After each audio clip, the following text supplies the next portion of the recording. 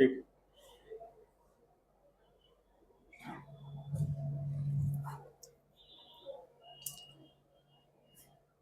उससे हटा देना बढ़िया से।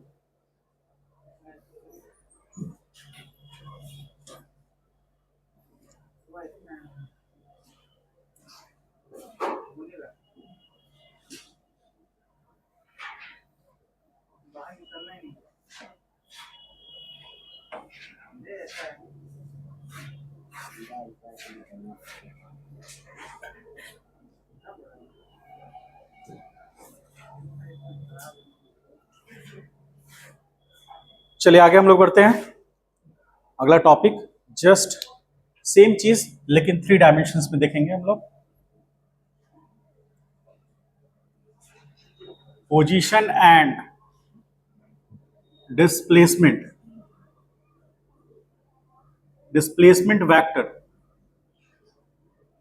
vectors in 3-dimensional space. हमको 3-डायमेंशनल स्पेस में देना है। हेडिंग दीजिए। 3-डायमेंशनल स्पेस में हमको पोजीशन और डिस्प्लेसमेंट वेक्टर देखना है। इससे पहले जो हम लोग देखे वो 2 डायमेंशनल था, उसको लगा दो, तो उसको बोल्ड कर दो, तो 3000 का लॉक कर दो उसको।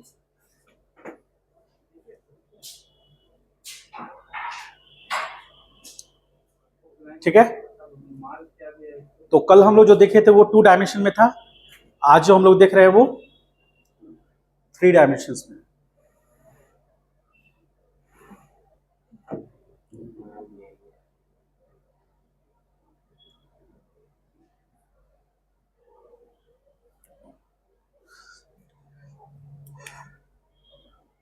सबसे पहले हम लोग देखेंगे एक्स एक्सिस,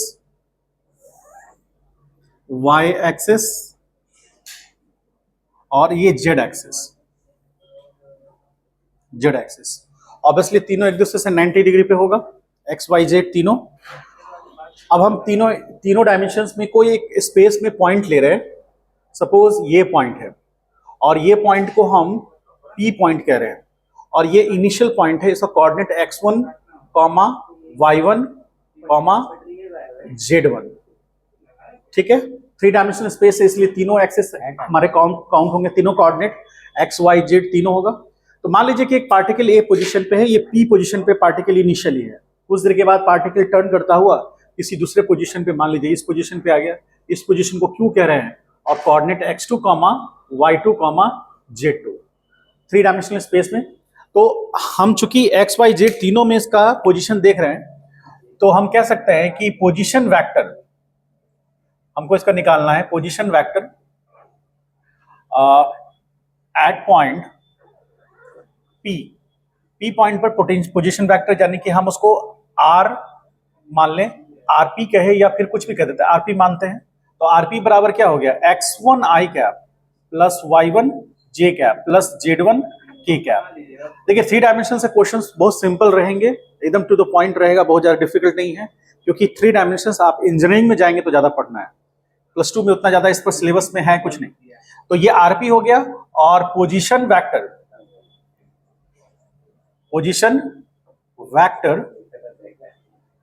एट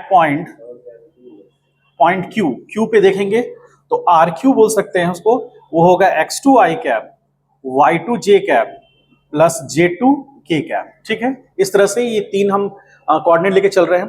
अब हमको बताना है डिस्प्लेसमेंट वेक्टर। तो डिस्प्लेसमेंट वेक्टर कैसे मिलेगा, is equal to delta R vector, that is equal to R Q minus R P vector, क्योंकि फाइनल पोजीशन क्यू पॉइंट है, इनिशियल पोजीशन पी पॉइंट है, इसलिए डेल्टा आर बराबर R Q minus R P. तो यहां पर delta R vector is equal to क्या आ जाएगा, x2 minus x1 i cap plus y2 minus y1 j cap plus z2 minus z1 k cap, ये होगा। तो डेल्टा आर वेक्टर ये आ गया। अब इसमें हम डेल्टा आर वेक्टर का मैग्नीट्यूड यदि निकालना चाहें, यानी कि डेल्टा आर वेक्टर का मॉड, तो बराबर क्या होगा, root under x2 minus x1 का whole square plus y2 minus y1 का whole square plus z2 minus z1 का होल स्क्वायर, ये उसका मैग्नीट्यूड बताएगा। पहले वाले में और इसमें अंतर किया हुआ सिर्फ कि z का एक चेंज जो है वो ऐड हो जाएगा, क्योंकि 3 डायमेंशन की बात कर रहे थे, तीनों डायमेंशन रहेंगे। जैसा हम बताया था मैंने, मोशन अलोंग स्ट्रेट लाइन रहेगा, तो मान लीजिए एक्स एक्सिस के अलोंग मोशन हो रहा है तो y और z जीरो हो जाएगा। और यदि 2 डायमेंशन प्लेन में होगा, मोशन इन अ प्लेन जो आपका 3rd नंबर चैप्टर है, उसमें इन तीनों में कोई एक हट जाएगा। मान लीजिए पार्टिकल जो है वो एक्स वाई प्लेन में मूव कर रहा है तो जेड जीरो हो जाएगा, वाई जेड में मूव करेगा तो एक्स जीरो हो जाएगा, और जेड एक्स में मूव करेगा तो वाई जीरो हो जाएगा। ठीक है, तो उस मुताबिक हम लोग प्लेन के अनुसार देख सकते हैं उसके अकॉर्डिंग।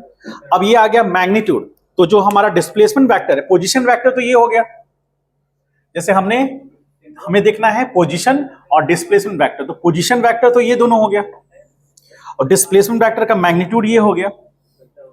अब हम बात करें डायरेक्शन का, तो डायरेक्शन में हम क्या ले सकते हैं, कोई भी, हम उसको भी अल्फा मानते हैं। मान लीजिए अल्फा वो एंगल है जो वो वेक्टर, जो डिस्प्लेसमेंट वेक्टर है वो बना रहा है। ठीक है, तो उसको हम सिंपली tan अल्फा यदि यूज करें तो tan अल्फा बराबर R Y upon R X. कब? जब वो 2 डायमेंशन में है। ठीक है, क्योंकि एंगल उसके साथ बना रहा है वो। एक तो ये हो गया। यदि हमको और लेना हो tan alpha for X Y plane, और यदि tan अल्फा बराबर यदि हम R Z upon R X लेते हैं तो ये किस प्लेन के लिए होगा? फॉर ये होगा एक्स जेड प्लेन। समझ पाए? और यदि लास्ट में tan अल्फा यदि हम यूज करें आर वाई सॉरी आई, अब कौन सा होगा? दोनों तो हो ही गया, एक्स वाई हो गया, एक्स जेड हो गया, और यहां पर जेड और आर वाई आ जाए, तो ये वाला जो होगा किसके लिए होगा? फॉर वाई जेड प्लेन के लिए होगा। ठीक है, यही मेन चीज है उतारिए इसमें।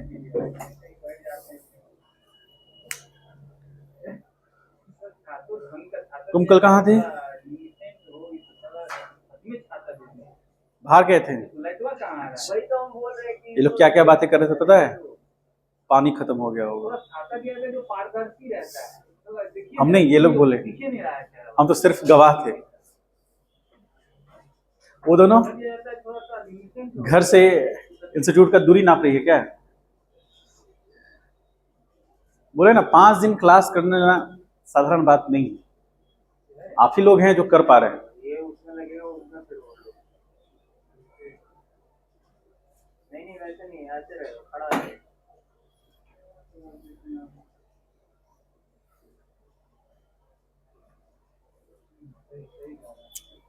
ये पॉइंट छूट गया, इसको ऐसे ड्रॉ कर दीजिए।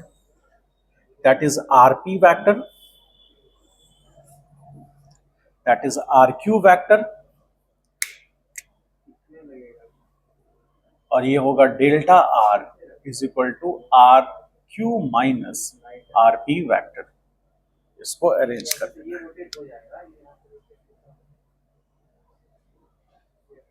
इसको बोलेंगे डिस्प्लेसमेंट वेक्टर।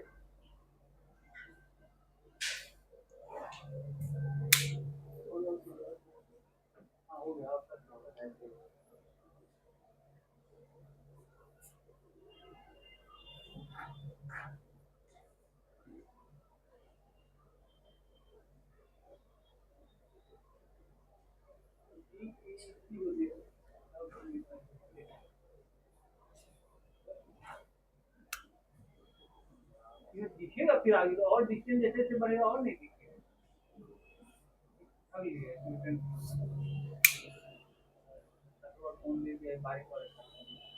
दिया जाता है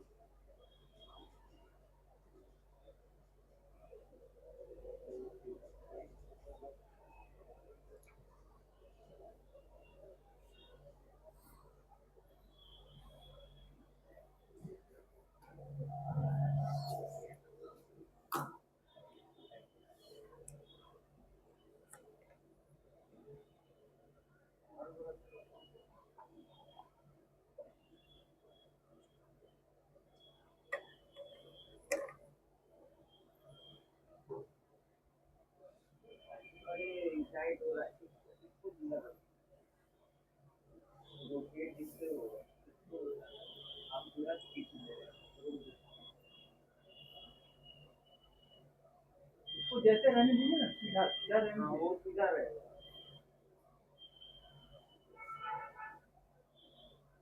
बहुत पूरा कर पूरा।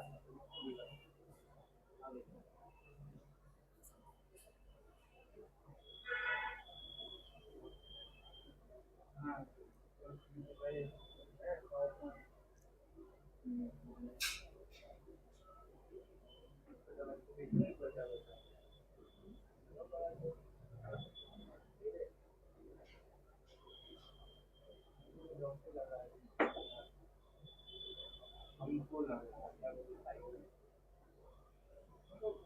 जाने भी दे रहा है।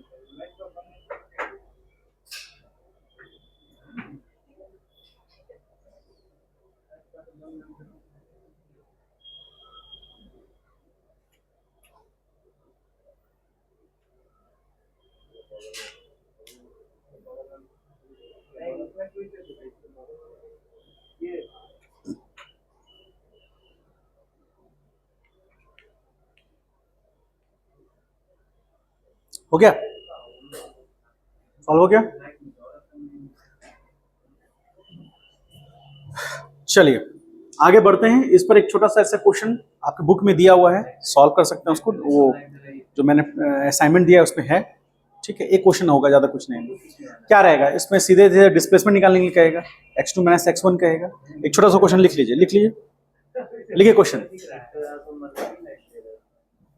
अ पार्टिकल इनिशियली, देखिए a particle initially placed in a space, particle initially placed in a space having coordinate, having coordinate 2 comma 1 comma minus 2, 2 comma 1 comma minus 2, moved to another point, moved to another point having coordinate minus 1 comma 2 comma plus 1. Find the position vector and displacement vector. Find the position vector and displacement vector. Second coordinate हमको याद नहीं है, आप लोग लिखे होंगे, हम ऐसे ही अपने मन से दिए थे।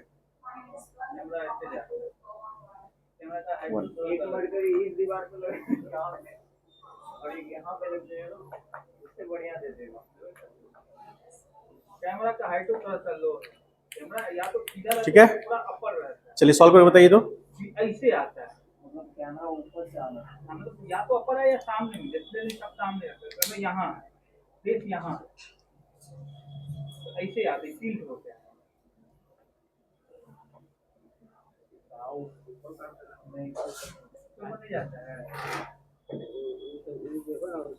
सिर्फ उसका मैग्नीट्यूड बताइए।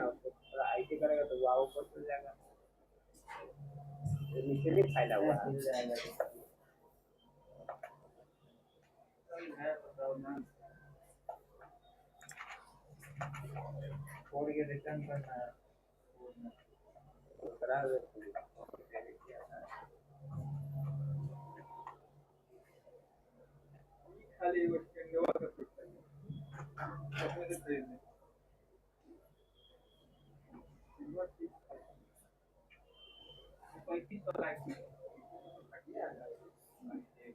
खाली नहीं आया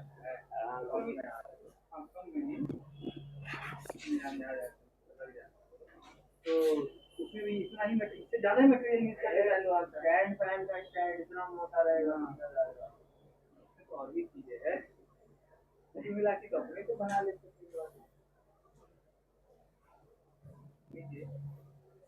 रिसर्च करने वाला ताकि उसने ऐसा क्यों किया। कितना वाट का बल्ब है? 20 वाट बढ़ाया जा सकता है। फर्स्ट कोऑर्डिनेट कितना है? -2 और second 1।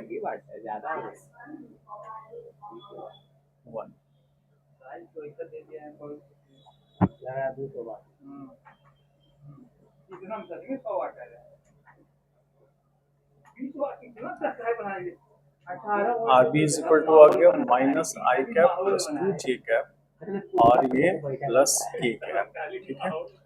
Delta R vector is equal to RP minus RA is equal to क्या हो गया, -I cap plus 2J cap plus K cap और ये माइनस होगा A, तो ये आ जाएगा 2I cap plus J cap minus 2K cap, ठीक। तो delta R vector is equal to, यहाँ माइनस में तो -3I कैप और ये माइनस आएगा तो प्लस J कैप और ये प्लस हो जाएगा तो प्लस 3K कैप, ठीक। तो डेल्टा R वेक्टर का mod is equal to root under 9 + 1 + 9, तो हो गया 19 माइनस 19 मैग्नीट्यूड होगा तो मीटर में होगा, क्या होगा ऐसा? सही है, बोलिए। पोजीशन वेक्टर ये होगा,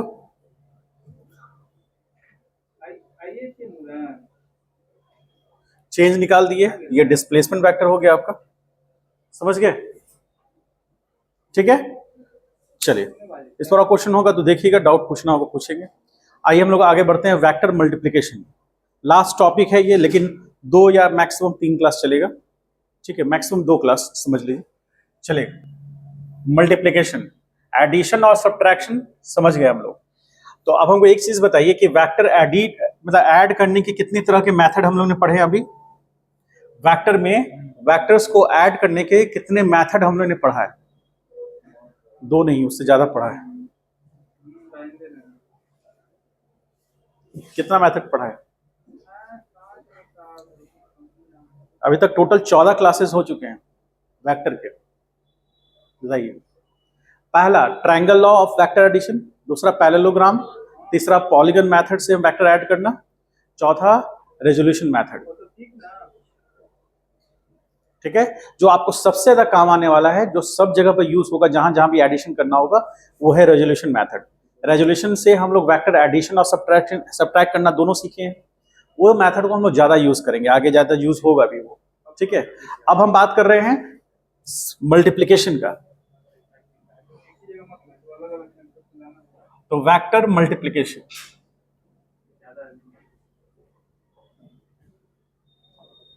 वेक्टर मल्टीप्लिकेशन हेडिंग दीजिए।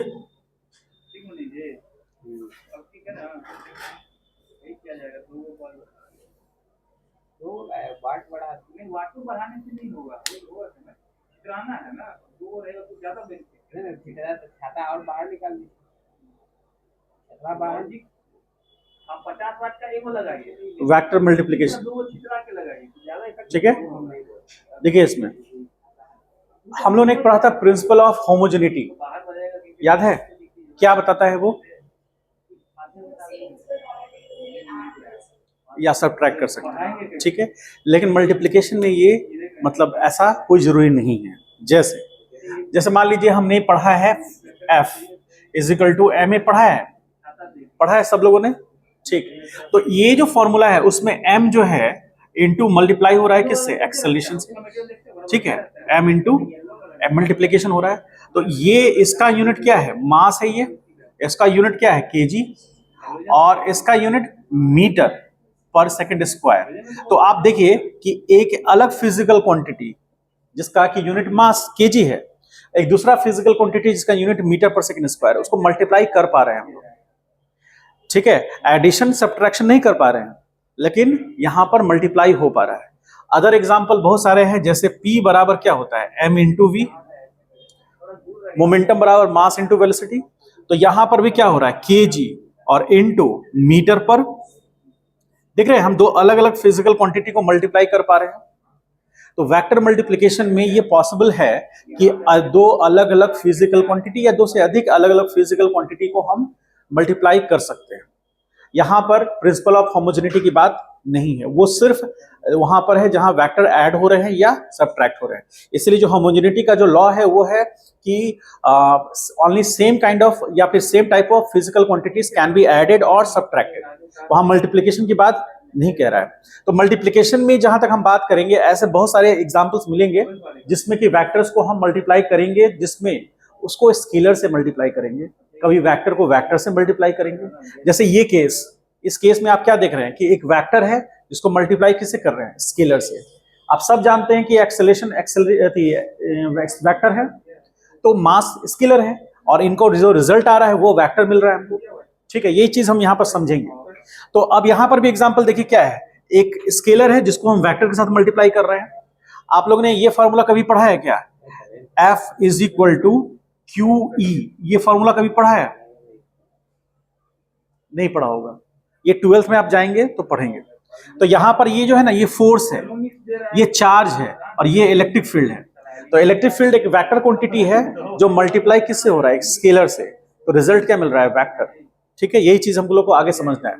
तो अभी हम लोग जो वेक्टर, यानी कि हम इसमें कह सकते हैं कि वेक्टर, या फिर कहिए कि टू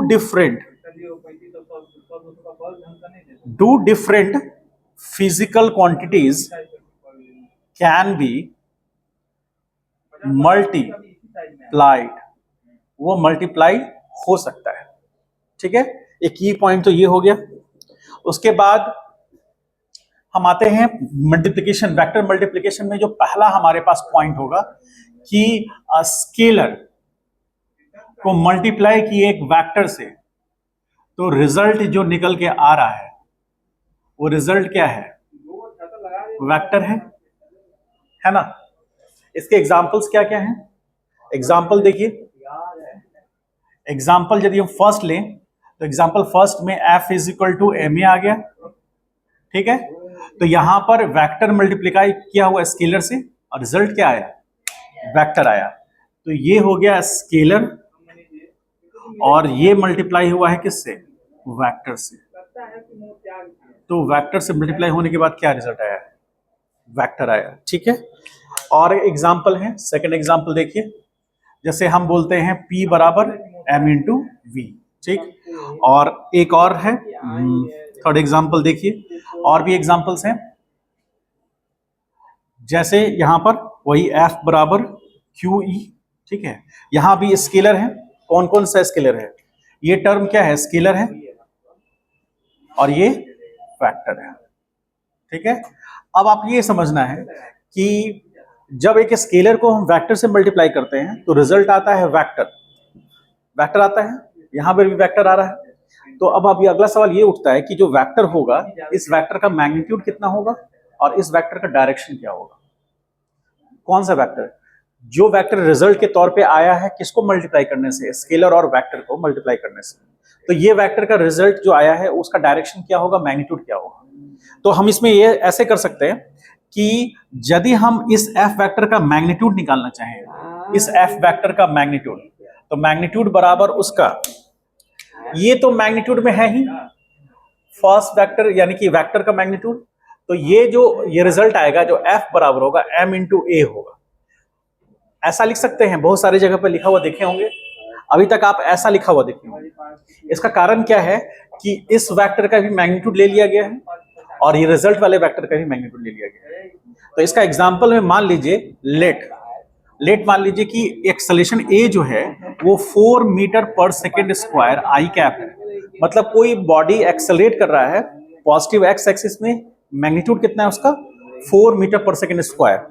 तो अब उस बॉडी का जो मास है सपोज 10 kg है, तो अब हमको जो फोर्स चाहिए वो फोर्स F जो है उसका मैग्नीट्यूड यदि लेंगे, मॉड लेंगे, magnitude of resultant vector, Monday को आएंगे, मंडे को कहाँ आएंगे, ये मैग्नीट्यूड ऑफ रिजल्टेंट वेक्टर, तो ये एफ मॉड जो आएगा that is equal to 10 into 4 meter पर सेकेंड स्क्वायर या 10 केजी, सॉरी 10 इसको ऐसे कर दीजिए सीधे, तो बराबर कितना हो गया 40 न्यूटन। समझ पाए? यानी कि मैग्नीट्यूड हमेशा मल्टीप्लाई होगा मैग्नीट्यूड के साथ। तो एक्सेलेरेशन का मैग्नीट्यूड मैंने यहां ले लिया, मल्टीप्लाई कर दिया, वो रिजल्ट आ गया। और what ever the direction of acceleration A, the force F will have same direction। मतलब जो हमारा ये जो वेक्टर है, ये वेक्टर का जो डायरेक्शन होगा वही डायरेक्शन किसका, रिजल्ट का हो जाएगी। मतलब रिजल्टेंट वेक्टर का डायरेक्शन वही होगा जो कंपोनेंट वेक्टर का डायरेक्शन होगा। मैग्नीट्यूड तो जस्ट मैग्नीट्यूड के साथ मल्टीप्लाई हो गया, डायरेक्शन वही मिलेगा। तो अब इसको हम एफ को क्या लिख सकते हैं, तो F vector can be written as 4, या फिर ऐसे कह लीजिए 10 इंटू 4 आई कैप, और F is equal to 40 I cap. समझ पाए इस बात को? क्लियर हुआ? तो ये हो गया उस रिजल्टेंट वेक्टर का मैग्नीट्यूड, और ये उसका डायरेक्शन के साथ हो गया। तो ये वो रिजल्टेंट वेक्टर डिफाइन हो गया। और यहां पॉइंट्स भी हम लिख दिए हैं कि जो भी डायरेक्शन कंपोनेंट वेक्टर का होगा वही डायरेक्शन रिजल्टेंट वेक्टर का होगा। इसको हम लोग एफ इक्वल टू में इसको हम लोग बोलते हैं रिजल्टेंट वेक्टर, इसको हम लोग कंपोनेंट बोलेंगे, कंपोनेंट, और इसको बोलेंगे रिजल्टेंट। तो जो ऑब्वियसली रिजल्टेंट वेक्टर का डायरेक्शन कंपोनेंट वेक्टर पे डिपेंड करेगा। तो यहां नोट पॉइंट करके हम लोग लिख लेंगे, note the direction of resultant vector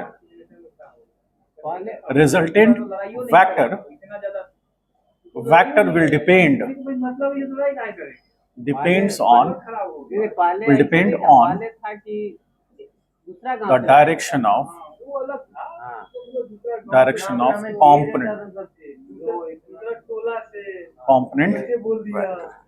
component vector के डायरेक्शन पे डिपेंड करेगा। समझ पाए इस बात को? क्लियर है? आराम से उतारिए इसको, राइट डाउन कर लीजिए। अभी ने पॉइंट 1 क्लियर कर लिया है।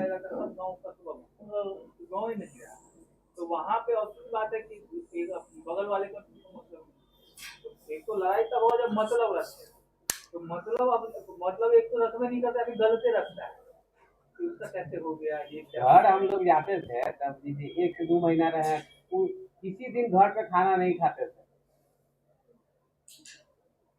तब हाँ वहाँ बैठ गए, वहाँ बैठ गए, पहले होता था, लेकिन अब लोग खुदे शहरी हो गया है, दूसरा हो गया। है कि पहले नहीं था, पहले था कि लोगों में सद्भाव था, जाने में हो गया। और 2 साल बाद 2 साल बाद का गप हुआ। अरे ये जाके मारे के प्लान बने ले जाता है, ये चलेगा मार डाल तो केसम काशी होता है, केस नहीं होता था, अब तो केस होता है, केस चलता भी, अब तो केस चलता है ना गाँव में। क्या पूछो केस, पंचायत रहा नहीं, किसी का सुनता नहीं है, तो पंचायत का कौन अब चलेगा, सब अपने पंचायत बना रहता है। सीधा केस कोर्ट में चले, देख रहे कुछ नहीं, 10 साल 15 साल 20 साल तक दोनों हो जाए, 2 साल बाद दोनों पैसा खर्च कर देगा, एनर्जी खर्च कर दे, नहीं मान। अब उसको गाली याद नहीं, इतना खिला दिया ना कोर्ट में, तो उसको गाली याद नहीं, क्या बोल रहे यही साला फल पहले कर लिए रहते, टेंशन नहीं होता। कोर्ट में क्या होगा? इसीलिए कोर्ट जानता है कि बाद में अपने मैनेज ये सब मामला इसी मैनेज होता है, यही सब मामला क्यों रहता है? वकीलों परेशान साहब परेशान है। वकील परेशान थोड़ी, वकील के तो कमाई के परेशानी वो तो जानता है कि जो है साले का जान बुझ के लड़ाई लगा है भाई, ये भाई लड़ा है काहे, अगला दिन आएगा नहीं ना। विश्वसनीय तो ले वही आपका भाई है, पैसा दे के उसके बाद देखिए ऐसे बोलता है कि अरे ऐसे ही किताब दे बोलता है, ऊपर केस में दम हवा तू बोलेगा कौन वकील है, दिसंबर बोलेगा साला बिहार एवं हाई कोर्ट में दे के आए हैं, इतना झूठ बोलता है, सामने झूठ बोलेगा क्या। आप बेकार में परेशान है, वो कोई अपडेट नहीं देता है, आप बेकार में परेशान हो। परेशानी आपका डेली का काम है, मतलब मेरा काम मेरा मसला है तो हम परेशान होंगे करेंगे, आप दूसरों नहीं, आप बेकार में परेशान होंगे, वो अपडेट नहीं दे रहे, मुझे नहीं।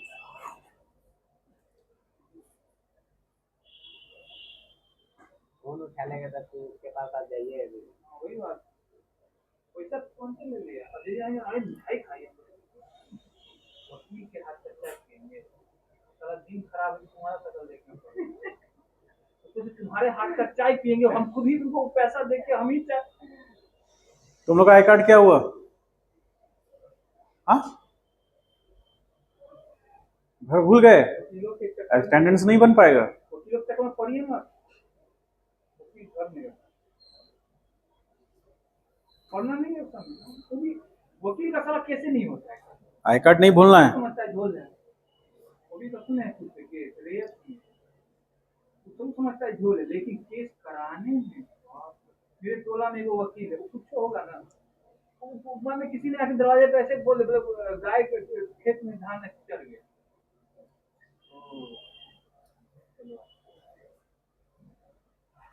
वो तो वैल्यू देता है, वो चढ़ा के लेके चल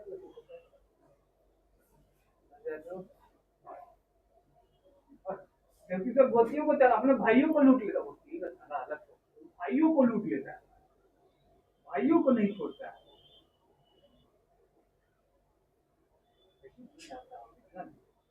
इसलिए डायरेक्टर से वकील है। हो गया, चलिए। तो अभी हम लोग केस मतलब फर्स्ट पॉइंट देख रहे हैं जिसमें क्या है, स्केलर को हम वेक्टर से मल्टीप्लाई कर रहे हैं, ठीक है। स्केलर में बेसिकली हमारे पास एक ऐसा फिजिकल क्वांटिटी है, ठीक है। अगला जो हम मल्टीप्लाई करेंगे उसमें एक रहेगा न्यूमेरिकल वैल्यू या कांस्टेंट, को हम जब वेक्टर से मल्टीप्लाई करेंगे। स्केलर और न्यूमेरिकल वैल्यू में क्या अंतर हुआ? कुछ का नहीं है, स्केलर स्केलर होता है, न्यूमेरिकल वैल्यू न्यूमेरिकल होता है। यही विवाद होता है कि गाय खेत में चला गया, खेत में हाँ, एक कांस्टेंट है जिसके पास, कांस्टेंट के पास यूनिट हो सकता है जैसे ग्रेविटेशनल कांस्टेंट, यादों नहीं है, लेकिन एक न्यूमेरिकल वैल्यू मतलब 10, 15, -5, -2, न्यूमेरिकल वैल्यू के पास कोई यूनिट नहीं हो सकता। कांस्टेंट के पास हो सकता है, जैसे acceleration due to gravity constant है, उसका वैल्यू मान लीजिए 9.81 मीटर पर सेकंड स्क्वायर होता है। तो हमारा जो फिजिकल कांस्टेंट है, फिजिकल कांस्टेंट का न्यूमेरिकल उसका यूनिट हो सकता है, लेकिन न्यूमेरिकल वैल्यू का नहीं होगा, ठीक है। तो हम लोग न्यूमेरिकल वैल्यू को मल्टीप्लाई करेंगे तब क्या होगा? तो नहीं लग गया, वो भी नहीं, अगला दिन 15,000 और अगला भी कुछ था क्या, कुछ सामने था, कुछ ऐसा था, तो 2 दिन बेचारे जेल में रह गए, कुछ तो ना करके जेल में रह गया है। नहीं बढ़ रहा है, नहीं हो रहा, नहीं बढ़ रहा है, देखिए वो तो दे रहे हैं, वो नहीं बढ़ रहा है, खूबसूरत चेहरों को लाइए, खूबसूरत चेहरों को लाइएगा तो कैसे दूर होंगे, मैडम रिजल्ट वेक्टर होगा, ध्यान से देखिए कैसे। जैसे मान लीजिए कि लेट के बी अ कांस्टेंट, कांस्टेंट है, तो यदि हम मान लेते हैं कि ये हमको बी वेक्टर मिल रहा है जो कि k इंटू ए करने से मिल रहा है, समझे। वेक्टर ए में हमने मल्टीप्लाई किया कोई न्यूमेरिकल वैल्यू से, और रिजल्ट जो हमको निकल के आ रहा है वो क्या आ रहा है, बी। तो बी हमारा रिजल्ट वेक्टर हो गया, रिजल्टिंग वेक्टर, जो मल्टीप्लाई करने किसके मल्टीप्लाई, वेक्टर ए के न्यूमेरिकल वैल्यू से मल्टीप्लाई करने पर। मान लीजिए कि लेट, थोड़ा देर के लिए मान लेते हैं कि k इज इक्वल टू +2, ठीक है, 2 है वो, या सिंपली प्लस या फिर 2 लिख सकते हैं। तो b बराबर क्या हो जाएगा, 2 इंटू ए ऐसा होगा। अब ये 2 इंटू ए है, इसको डील कैसे करेंगे कि वेक्टर ए कैसा है, इसके पास दो चीजें होंगी, मैग्नीट्यूड और इसके पास होगा डायरेक्शन। तो जो न्यूमेरिकल वैल्यू है वो जो इफेक्ट डालेगा वो इसके डायरेक्शन में नहीं डालेगा, जो भी इफेक्ट डालेगा उसके मैग्नीट्यूड में डालेगा। जैसे मान लीजिए थोड़ा देर के लिए कि लेट वेक्टर ए इज का जो मॉड है दैट इज, या vector A is equal to मान लीजिए 4 मीटर पर सेकेंड जे कैप है, ठीक है। तो वेक्टर ए को हम इस तरह से एक एग्जांपल ले लिए, तो वेक्टर ए का मॉड कितना हुआ 4 मीटर पर सेकेंड। तो जब हम बी निकालेंगे, वेक्टर बी लिखेंगे तो लिखेंगे 2 इंटू 4 मीटर पर सेकेंड इंटू जे कैप। तो 4 जो है वो 2 के साथ में 2 के साथ मल्टीप्लाई होगा और जे कैप एज इट इज रहेगा। तो वेक्टर बी बिकम्स 8 मीटर पर सेकेंड जे कैप। अब इसका यूनिट, इस वेक्टर जो रिजल्टेंट वेक्टर है उसका यूनिट वही रहेगा जो हमारा पहले वेक्टर ए का था, लेकिन यदि स्केलर से मल्टीप्लाई होता तो ऐसा नहीं होता। बात समझ में है? स्केलर के पास यूनिट होता है ना, जैसे मास को हम एक्सेलरेशन से मल्टीप्लाई करेंगे तो मास का उसमें 2 kg मल्टीप्लाई होगा तो kg भी तो मल्टीप्लाई होगा, तो kg मीटर पर सेकेंड स्क्वायर ही बन करके हमको न्यूटन देगा। लेकिन यहां जब न्यूमेरिकल वैल्यू है तो इसके साथ तो कुछ है नहीं, तो ये 4 इंटू 2 डायरेक्ट उसके मैग्नीट्यूड को दुगना कर देगा और डायरेक्शन बी का वही होगा जो ए का डायरेक्शन है। समझ गए? अब डिपेंड करता है कि जो न्यूमेरिकल वैल्यू है वो पॉजिटिव है या नेगेटिव है। यदि ये जो एग्जांपल लिया हमने उसमें जो न्यूमेरिकल वैल्यू है वो पॉजिटिव है, अगला एग्जांपल लेंगे जिसमें कि न्यूमेरिकल वैल्यू नेगेटिव होगा, हो सकता है ऐसा, कोई बहुत बड़ी बात नहीं है। इसको हम लोग पॉइंट, इसको फर्स्ट सेक्शन ले लीजिए। सेकंड सेक्शन में देखिए, सेकंड सेक्शन में हम क्या कर रहे हैं कि ये k का वैल्यू हम नेगेटिव ले रहे हैं, तो k is equal to minus suppose 4 है, ठीक है, k का वैल्यू -4 है। अब यहां पर हम क्या कर रहे हैं, मान लीजिए हम लिख रहे हैं r vector is equal to k into vector a या वेक्टर p लिख लेते हैं, मान लीजिए सपोज करें, एक ऐसा अरेंजमेंट हम बना दिया, ऐसा आपको क्वेश्चन में मिलेगा। तो vector r is equal to vector k into p vector, और यहां पर हम लिख देते हैं कि vector p is equal to 3 meter पर सेकेंड माइनस आई कैप, या फिर सिंपल आई कैप समझ लीजिए, ठीक है। यानी कि कोई वेक्टर p है जो वेलोसिटी वेक्टर है और जो किधर मूव कर रहा है, पॉजिटिव एक्स एक्सिस में, उसका लैंग्वेज है ये। हमने जो इतनी बातें कही कि ये कोई वेक्टर है या कोई एक पार्टिकल है या बॉडी है जो पॉजिटिव एक्स एक्सिस में जा रहा है और उसका स्पीड कितना है 4 मीटर पर सेकेंड, हाँ सॉरी 3 मीटर पर सेकेंड, तो इतना का लैंग्वेज का ये मीनिंग हो गया वेक्टर के टर्म में। अब समझिए कि यदि हमारा न्यूमेरिकल वैल्यू नेगेटिव है तो जो रिजल्टेंट वेक्टर r होगा उसका -4 इंटू 3 मीटर पर सेकेंड आई कैप है, तो 4 3 से 12 हो जाएगा, तो यहां आ जाएगा -12 मीटर पर सेकेंड आई कैप, ये माइनस इसके साथ चला जाएगा, तो r is equal to 12 meter पर सेकेंड माइनस आई कैप। इसका मतलब जो रिजल्टेंट वेक्टर होगा वो भी वेलोसिटी वेक्टर ही होगा, लेकिन उसका डायरेक्शन जस्ट अपोजिट होगा p वेक्टर के, और उसका मैग्नीट्यूड उसके 4 टाइम्स बड़ा होगा। समझ गए? सिर्फ क्या करने से, एक न्यूमेरिकल वैल्यू जो कि नेगेटिव है उसको हमने मल्टीप्लाई कर दिया वेक्टर p के साथ, तो उसका रिजल्ट क्या हुआ, जो रिजल्टेंट वेक्टर है वो उसका मैग्नीट्यूड भी बढ़ गया, डायरेक्शन अपोजिट हो गया। डायरेक्शन यदि सेम है तो इसका मतलब है कि जो न्यूमेरिकल वैल्यू मल्टीप्लाई हुआ है वो पॉजिटिव रहा है, नहीं तो वो अपोजिट डायरेक्शन में चला जाएगा। दोनों में अंतर समझ रहे हैं, सेक्शन सेकंड में और फर्स्ट सेक्शन में अंतर समझ रहे हैं। तो हमको जब कभी ऐसा होगा, वो हम लोग रियल लाइफ में कब देखते हैं, जब हम चार्ज लेते हैं, चार्ज पार्टिकल, जैसे मान लीजिए कि ये प्लस चार्ज, यहां पर एक प्लस चार्ज है और यहां एक माइनस चार्ज है, दोनों का मैग्नीट्यूड सेम है, चार्ज का यूनिट क्या होता है, कूलम होता है। तो मान लो यहाँ 4 कूलम चार्ज है और यहाँ -4 कूलम चार्ज है, मैग्नीट्यूड दोनों का सेम, दोनों चार्ज का नेचर सेम नहीं है, अपोजिट नेचर का है, तो ये और ये अब जो दोनों सामने रखा हुआ है अपोजिट नेचर का है तो अट्रैक्ट कर लेगा। तो अब आप समझिए कि ये जो चार्ज है इस डायरेक्शन को हम पॉजिटिव एक्स कह रहे हैं, ये डायरेक्शन नेगेटिव एक्स है, ये चार्ज इसको अपनी ओर खींचेगा, नेगेटिव चार्ज को अपनी ओर, मतलब ये नेगेटिव चार्ज पर जो फोर्स लगेगा वो पॉजिटिव एक्स में लगेगा, आई कैप। ये चार्ज पार्टिकल इस पॉजिटिव चार्ज को अपनी ओर खींचेगा, तो ये पॉजिटिव चार्ज को अपनी ओर खींचेगा तो नेगेटिव एक्स एक्सिस होगा, मैग्नीट्यूड सेम होगा, डायरेक्शन अलग अलग होगा, तो उस केस में हमको ये काम करेगा। कैसे? पी वेक्टर मान लीजिए कि जो पॉजिटिव चार्ज को नेगेटिव चार्ज, या पॉजिटिव चार्ज ने नेगेटिव चार्ज को खींचा, तो वो पॉजिटिव आई कैप में आ गया। अब हमको दिखाना है कि ये नेगेटिव चार्ज ने पॉजिटिव चार्ज को जिस फोर्स के साथ खींचा वो अपोजिट डायरेक्शन में हो गया। तो यदि हम k का वैल्यू -1 ले लेंगे तो r वेक्टर का मैग्नीट्यूड भी उतना ही रह जाएगा, डायरेक्शन वेक्टर p के अपोजिट हो जाएगा। तो सेम वही कंडीशन आ जाएगा कि इस वेक्टर को, इस चार्ज को नेगेटिव x में खींचा गया सेम मैग्नीट्यूड से, तो माइनस आ गया। बात समझ में आए? तो ऐसे केसेस में हम लोग उसको यूज कर सकते हैं। ठीक है, तो बस हमको ध्यान में रखना है कि यदि किसी न्यूमेरिकल वैल्यू का पॉजिटिव वैल्यू मल्टीप्लाई हुआ है तो रिजल्टेंट का डायरेक्शन सेम रहेगा, यदि न्यूमेरिकल वैल्यू का नेगेटिव पार्ट मल्टीप्लाई हुआ है तो उसका डायरेक्शन अपोजिट हो जाएगा। अब जैसे एक छोटा सा क्वेश्चन करते हैं यहां पर, देखिए एक छोटा सा क्वेश्चन, मान लीजिए एक सी वेक्टर है जो कि 2i cap plus 2j cap है, ठीक है, सी वेक्टर।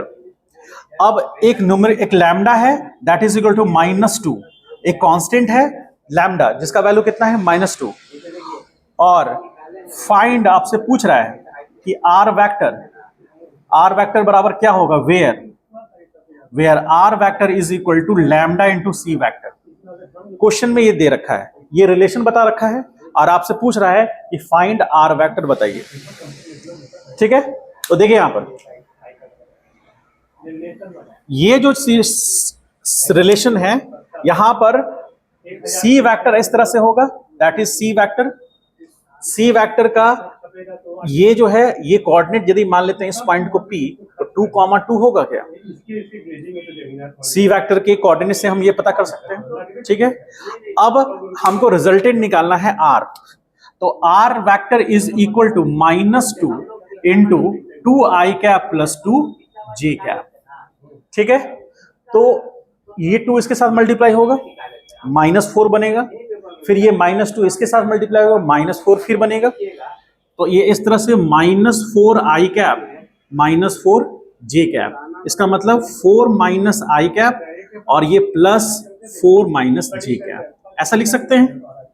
तो जो r वेक्टर हुआ वो किस क्वाड्रेंट में लाई कर जाएगा? थर्ड क्वाड्रेंट में। मैग्नीट्यूड उसका ज्यादा बड़ा होगा इसलिए उसका लेंथ ज्यादा बड़ा नजर आएगा, तो ये जो होगा ये r वेक्टर होगा जो कि -4i कैप -4j कैप। बात समझ पाए? कुछ इस तरह से इसको थोड़ा सीधा बना दें, हो गया सर? क्लियर है? तो ये वेक्टर हमको कैसे मिला? जब हमने एक वेक्टर में मल्टीप्लाई कर दिया एक न्यूमेरिकल वैल्यू जो कि नेगेटिव नेचर का था, सेम रहता तो जस्ट इसके यहां आ जाता। समझ गए? उतार लीजिए।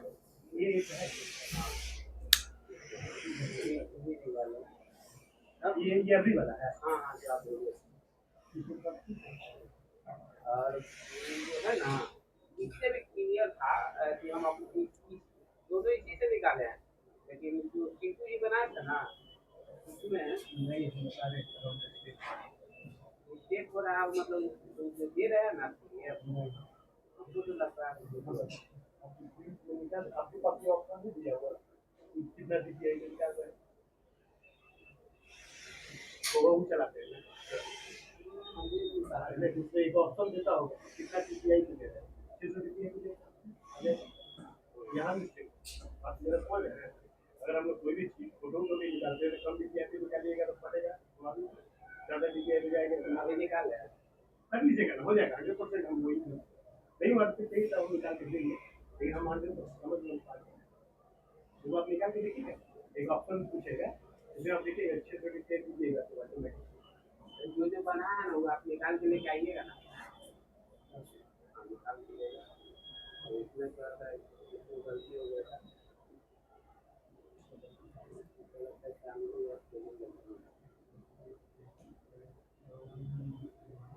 ये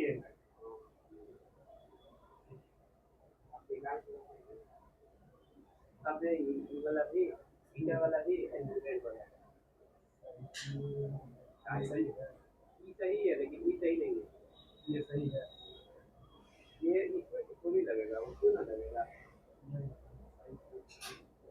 इसमें लगेगा, ये तो सही है,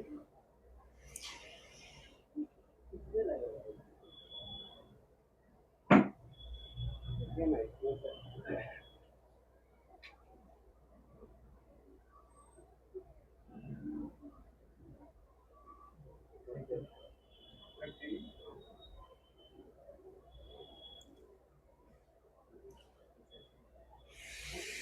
और वो काम नहीं,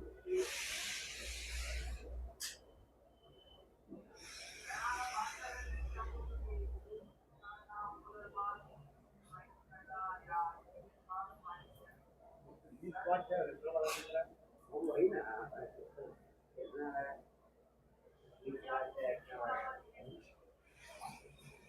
कौन ना, ये सही नहीं लग रहा है ना, ये अजीब से मंगाया, हम अजीब से मंगाया तो ये कैसे नहीं किया कौन, जैसे फेस पर लाइट नहीं पड़ता है तो नीचे से लीजिएगा ना तो फेस पर लाइट पड़ेगा, ठीक है, तो बना के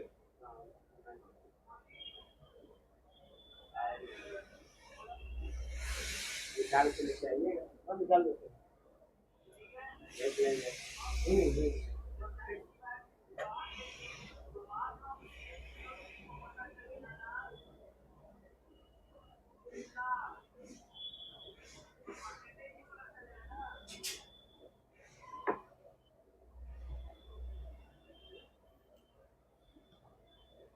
ठीक है।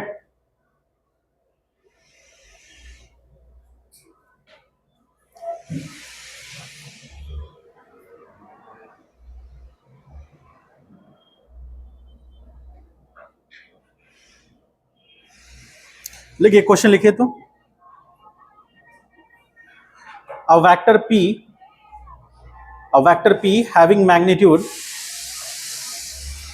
a vector p having magnitude 10 newton, a vector p having magnitude 10 newton acting along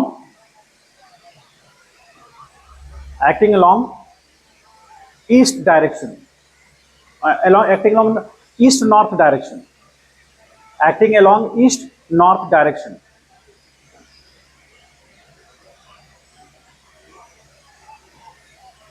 acting along east north direction, ठीक है।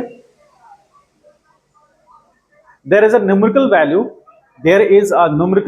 lambda is equal to minus 1 by 2, minus 1 by 2 is multiplied with vector p. Find the negative vector,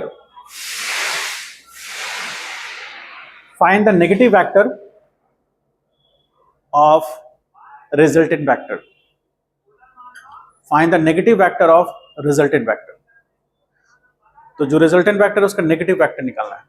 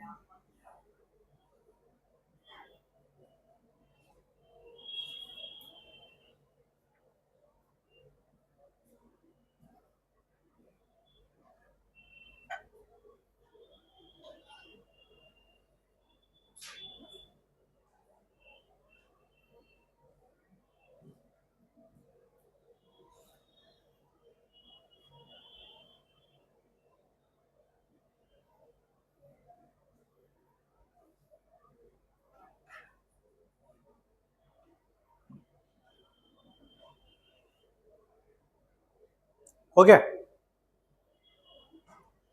बताइए तो, जो resultant आएगा उसका negative vector बताना है।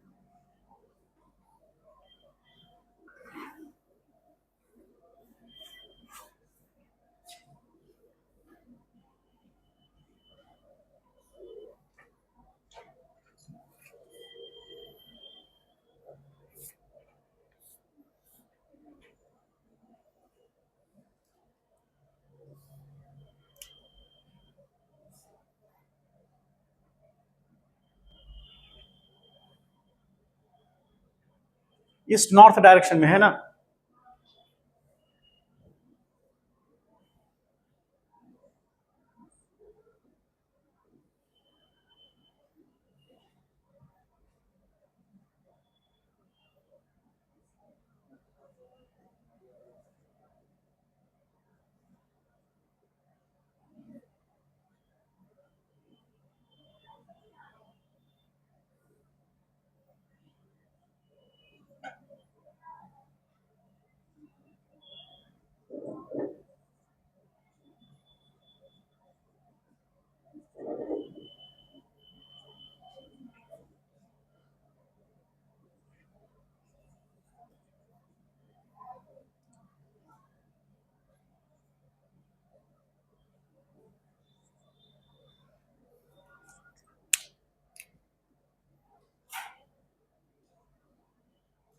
होगा ऐसे, यही तो निकालना है।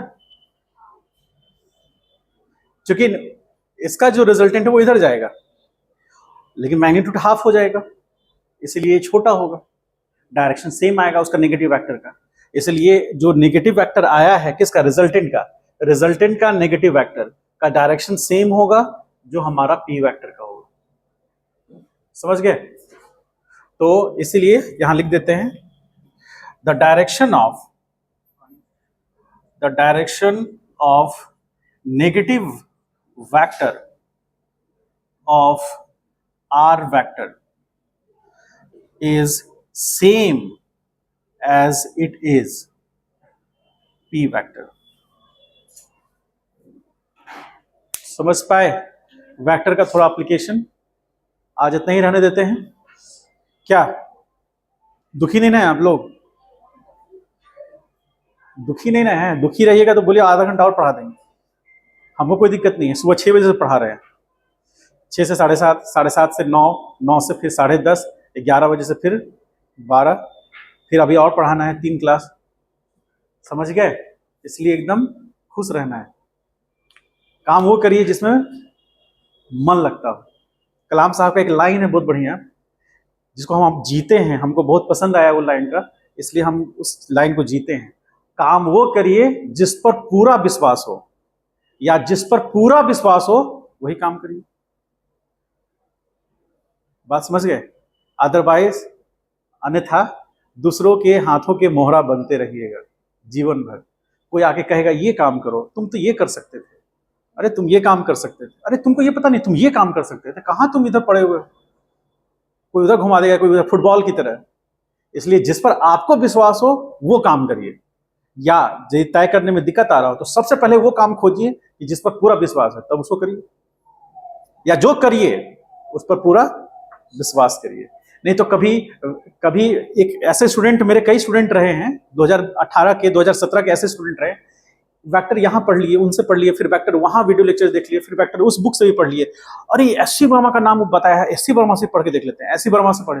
अरे एक दोस्त बताया डीसी पांडे, एक गुरुजी डीसी पांडे का बहुत नाम लिए, उसका 1 साल सिर्फ वेक्टर पढ़ते पढ़ते बीत गया, और रिजल्टेंट क्या हुआ? 0। ठीक है? तो कहने का मतलब यह है कि उसको पहला बार जो पढ़ा उस पर विश्वास उसने नहीं किया, किसी दूसरे ने कुछ बताया, किसी दूसरे ने कुछ बताया, कि तीसरे ने कुछ बताया, वही करता रह गया, पूरा 1 साल वेक्टर ही पढ़ता रह गया। और एग्जाम में वेक्टर का एप्लीकेशन आता है, वेक्टर भी नहीं आता है। सोचिए, समझ गए? तो इसलिए जो काम करिए पूरा ठोस मजबूती के साथ करिए। जो पढ़ रहे हैं एकदम सही है, वही है, उसी को बार बार रिवाइज करना है। और कुछ दिनों में आप फिर देखिएगा, जब आपको प्रीवियस क्वेश्चंस कराए जाएंगे, उसी को बार बार कराए जाएंगे, आपका लेवल अपने आप समझ में आ जाएगा कि क्या पूछ रहा है। इस बार नीट में क्या हुआ है पता है? 2024 में मात्र 70 से ज्यादा बच्चों का 720 आया है। बताइए, इसका मतलब ये हो गया कि कोई बच्चा, यदि कोई स्टूडेंट यदि 720 नंबर या मतलब 718 तो है हो नहीं सकता, 716 या 715 जिसका भी आया है, उसको भी एम्स नहीं मिलेगा। समझ रहे कितना बड़ा स्कैम चल रहा है? ठीक है, कैसे कैसे ग्रेस मार्किंग हुए हैं, कैसे कैसे क्या कहा गया, कुछ नहीं, कुछ समझ में नहीं आ रहा है। किसी स्टूडेंट को कुछ समझ में नहीं आ रहा है कि क्या हो रहा है, क्या नहीं हो रहा है। एक हमारे स्टूडेंट है, पिछले साल उसका आप देखिएगा, वहां पर टेबल पर उसका स्कोर कार्ड लिखा हुआ है, 6119 आया था 2023 वाले में। 2024 में उसका एक्सपेक्टेशन था कि 515 आ रहा है उसको, एक क्वेश्चन गलत हो गया था उसका, 715 आ रहा है, एक क्वेश्चन गलत हो गया था। अभी उसका मार्किंग आ रहा है, वो 680 बता रहा है, सर मेरा आ रहा है, उसको भी पता नहीं चल रहा है, दिमाग खराब हो गया है उसका कि 680 कैसे हो गया मेरा। जैसे नीट एग्जाम होता है, उसके 1-2 दिन के बाद जो एनटीए है, एनटीए आंसर की भेज देती है, उसके अकॉर्डिंग आप मैच कराते हैं, तो आपको स्कोर तो मिल जाएगा ना। अब स्कोर मालूम चल जाएगा तो आप रैंकिंग में इधर तो हो सकते हैं आप, लेकिन मार्क्स ही गड़बड़ हो रहा है उसका। एक सेंटर पर 13 बच्चे, एक साथ 13 बच्चों ने एग्जाम दिया है, वो सारे बच्चे ने 720 नंबर लाया है। और किसी का सरनेम नहीं है, किसी का नाम लक्ष्य है, किसी का नाम है अभिषेक, किसी का नाम है निशा, किसी का नाम है विभूति, ऐसे बस कोई सरनेम है ही नहीं। अब क्या हो रहा है क्या नहीं हो रहा है कुछ नहीं कह सकते। अभी देखिए बहुत सारे केसेस हुए हैं, उसके अकॉर्डिंग क्या डिसीजन होता है, क्या बनता है, थोड़ा मैटर तो है ही। जबकि जेई में इस तरह का समस्या तो नहीं आया, जेई में तो दिक्कत नहीं होती इस तरह, समझ गए? इसलिए पढ़िए अच्छे से, मन लगाकर, हो सकता है ये समाधान होगा, इसका सॉल्यूशन होगा आप तक कि आपके एग्जाम आते आते तक सॉल्यूशन हो जाना चाहिए। 2025 में क्या होता है देखते हैं, ठीक है? पॉजिटिव सोचिए, पॉजिटिव होगा, नेगेटिव सोचिएगा तो फिर नेगेटिव होगा। बायो क्लास आएंगे सर अभी तुरंत।